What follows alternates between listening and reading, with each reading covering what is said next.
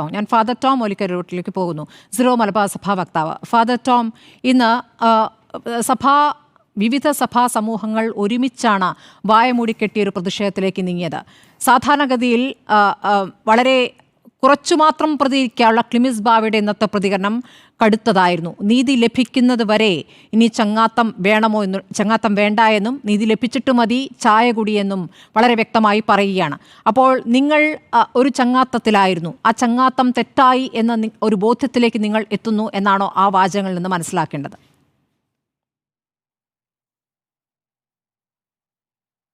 ആദ്യമായിട്ട് സ്മൃതി പറയാനുള്ളത്, ചായ കുടിക്കുന്നതെല്ലാം ചങ്ങാത്തമാണെന്ന് നിങ്ങൾ വ്യാഖ്യാനിക്കരുത്.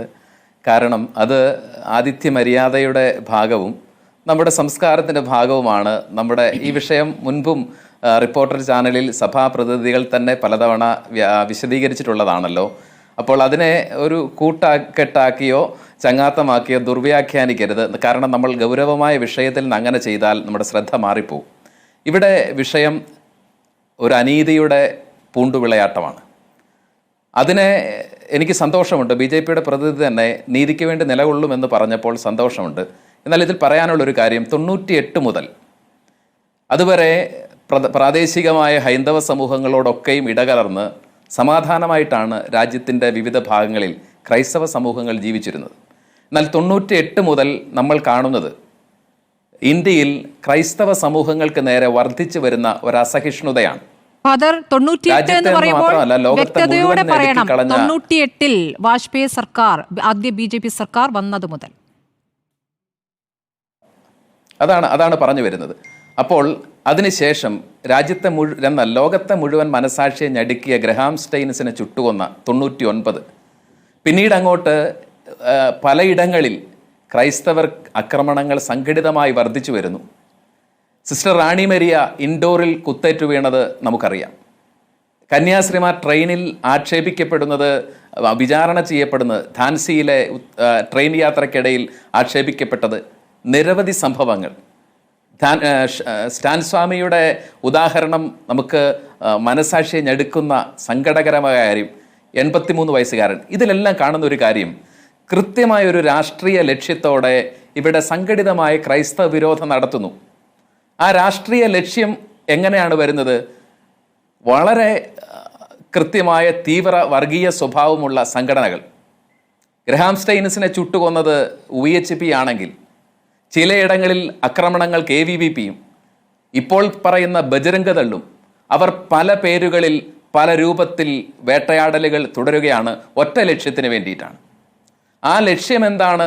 ആ ലക്ഷ്യത്തിലേക്കുള്ള നുണപ്രചരണങ്ങൾ ഏതൊക്കെ രീതിയിലാണ്?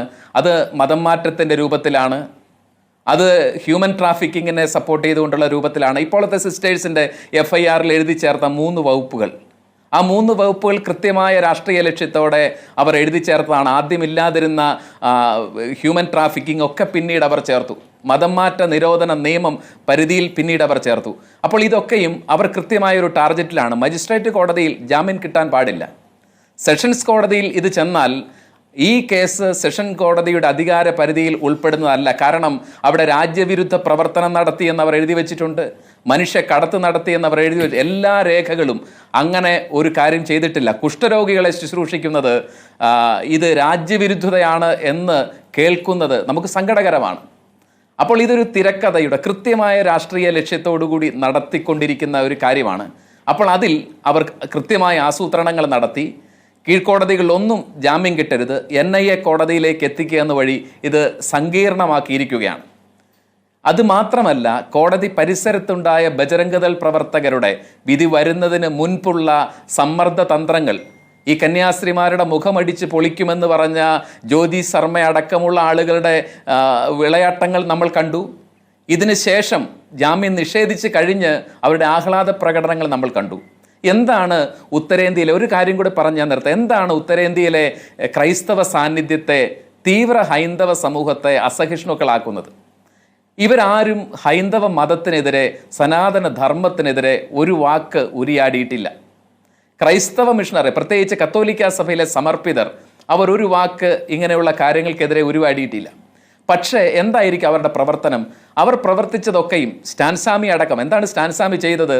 ഭരണഘടനയിലെ ആർട്ടിക്കിൾ 5 പറയുന്ന ആദിവാസികളുടെ ക്ഷേമത്തിന് വേണ്ടി അവർ മാത്രം സവർണ മേലാളന്മാരാൽ മുകളിൽ വെച്ച് തട്ടിക്കൂട്ടുന്ന സമിതിയല്ല, ആദിവാസികൾ തന്നെയുള്ള ഒരു സമിതി രൂപീകരിക്കണമെന്നുള്ള ഭരണഘടനാപരമായ അവകാശത്തിന് വേണ്ടി അവർ പോരാടിയതാണ് 83-കാരൻ പടുവൃദ്ധനെ കൽത്തുറുങ്കിലാക്കി കളഞ്ഞത്.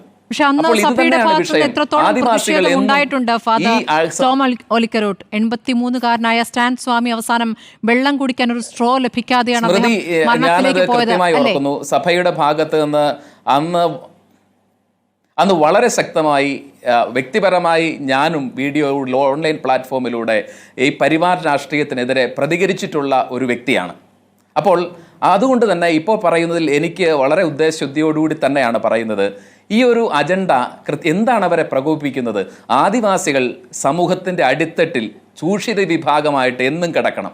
അവരുടെ മക്കളുടെ ഉള്ളിലേക്ക് വിദ്യയുടെ വെളിച്ചം ഒരിക്കലും കടന്നു വരാൻ പാടില്ല. അവരുടെ സ്ത്രീകൾ ഒരിക്കലും സ്വയം പര്യാപ്തരാവാൻ പാടില്ല. അവരെന്നും ചൂഷണത്തിന് വിധേയരാവുന്ന സമൂഹമായിട്ട് നിൽക്കണം. ഈ പ്രകോപനം അവരെ ഉയർത്തിക്കൊണ്ടുവരാനുള്ള രാഷ്ട്രനിർമ്മിതിയിൽ ഏർപ്പെടുന്ന പ്രവർത്തനങ്ങൾ പ്രകോപിപ്പിക്കുകയാണ് ഈ സവർണ രാഷ്ട്രീയത്തിൻ്റെ ആൾക്കൂട്ടങ്ങളെ. അപ്പോൾ ഇത് യഥാർത്ഥ കാരണം നമ്മൾ തിരിച്ചറിയാതെ നമ്മളിവിടെ BJPയെ കുറ്റം പറയുന്നു, അതല്ലെങ്കിൽ ചില ആളുകൾക്ക് ഇതൊരു രാഷ്ട്രീയ മുതലെടുപ്പിൻ്റെ അവസരമാണ്, ഇവിടെ ക്രൈസ്തവ സമൂഹവും BJPയും തമ്മിൽ ഒരു കൂട്ടുകെട്ടുണ്ട്. ഞാനിപ്പോൾ ഒരു ഉദാഹരണം പറയാം.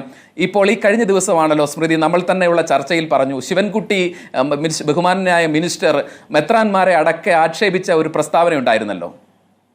അദ്ദേഹം നാളെ ഈ കാക്കനാട് മൗണ്ട് സെന്റ് തോമസിൽ വന്നാൽ ചായ കൊടുക്കാതെ ഞങ്ങൾ വിടില്ല. അത് മര്യാദയുടെ ഭാഗമാണ്. അതിന് ഒരാഴ്ച മുമ്പ് സീറോ മലബാർ സഭയുടെ മേജർ ആർച്ച് ബിഷപ്പ് ഉൾപ്പെടെയുള്ള സമിതിയിൽ ഒരുമിച്ച് ചായ കുടിച്ച ആളാണ് ഈ ശിവൻകുട്ടി മന്ത്രി. ശിവൻകുട്ടി ഒക്കെ ഓരോ നേതാക്കളും അവരുടെ രാഷ്ട്രീയ സാഹചര്യത്തിൽ നിന്നുകൊണ്ട് ചില കാര്യങ്ങൾ പറയുകയാണ്. ശിവൻകുട്ടി പറഞ്ഞതിൽ ഒരു കാര്യമില്ലേ?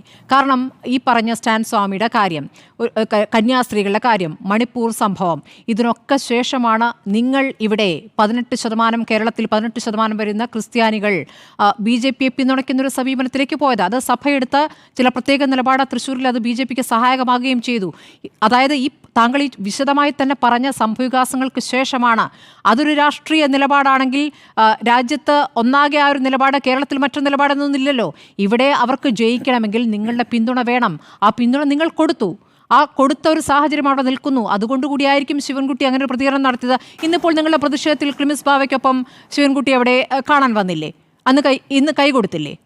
ഒരു വിഷയത്തിൽ ഒരുമിച്ച് നിൽക്കുന്നു. പക്ഷെ എന്തുകൊണ്ട് അത് പറഞ്ഞു എന്നുള്ളത് അതൊന്ന് ആ നിലയ്ക്ക് അതിനെ സ്വയം വിമർശനാത്മകമായി കൂടി എടുക്കേണ്ടതല്ലേ? തീർച്ചയായിട്ടും ഞാൻ പറയുന്ന ഒരു വിഷയം, ഓരോ പ്രാദേശികമായ പിന്തുണകൾ തൃശ്ശൂർ സംഭവത്തിൽ അതൊരു വ്യക്തിയാധിഷ്ഠിതമായ പിന്തുണയായിട്ട് ഞാൻ മനസ്സിലാക്കുകയാണ്.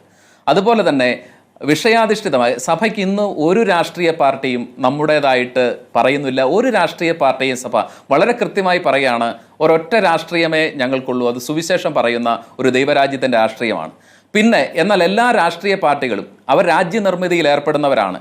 അവരോട് കലഹിക്കാനല്ല, അവരോട് സംഭാഷണത്തിലൂടെ പോവുക എന്നുള്ളതാണ് പൗരധർമ്മത്തിൻ്റെ ഭാഗമെന്ന് വിശ്വസിക്കുന്നത് കൊണ്ട് തന്നെ ആ ഒരു ബന്ധം കാത്തു സൂക്ഷിക്കാൻ ആഗ്രഹിക്കുന്നതിനെ അവിശുദ്ധമായ കൂട്ടുകെട്ടുകളായിട്ടോ ഇല്ലാത്ത പിന്തുണകളായിട്ടോ അതൊരു രാഷ്ട്രീയ ലക്ഷ്യത്തോടെയുള്ള ഒരു ദുർവ്യാഖ്യാനമാണ്. അതാണ് ആരംഭത്തിൽ ഞാൻ സൂചിപ്പിച്ചത്. അത് പറഞ്ഞാൽ യഥാർത്ഥ വിഷയത്തിൽ നിന്ന് നമ്മൾ വഴിമാറിപ്പോവുകയാണ്. യഥാർത്ഥ വിഷയം, പരിഹരിക്കപ്പെടേണ്ട വിഷയം ഈ ആക്രമണങ്ങളുടെ അസഹിഷ്ണുതയുടെ പിറകിലുള്ള കാരണമാണല്ലോ. ആ കാരണത്തെ കണ്ടെത്തുകയാണല്ലോ നമ്മൾ പ്രധാനമായിട്ടും ചെയ്യേണ്ടത്. അത് കാണാതെയാണ് ഇന്ന് നടക്കുന്ന ചർച്ചകളൊക്കെയും പോകുന്നത്. അങ്ങനെയല്ല ഫാദർ, അത് തെറ്റിദ്ധരിക്കരുത്. നമ്മൾ ഒരു കാര്യത്തിലേക്ക് കടക്കുമ്പോൾ ഇങ്ങനെയാണ് ഇവർ അന്നും ഇന്നും എന്നുള്ള കാര്യം നിങ്ങൾക്കും അറിയാം. അങ്ങ് തന്നെ ഇപ്പോൾ 98-ലെ കാര്യം മുതൽ പറയുമ്പോൾ ഇവിടെ ചില സമയങ്ങളിൽ അതിൽ നിന്നും നിങ്ങൾ ഒരു മറവിയിലേക്ക് പോയിട്ടുണ്ടോ എന്ന സംശയം സ്വാഭാവികമായിരുന്ന ചോദ്യമാണ്. പക്ഷേ ഈ വിഷയം ഇത് കന്യാസ്ത്രീകളുടെ വിഷയം തന്നെയാണ്. അതിനൊപ്പം തന്നെയാണ് ഇവിടുത്തെ മാധ്യമങ്ങളും എന്നുള്ള കാര്യത്തിൽ ഒരു സംശയവുമില്ല ഫാദർ.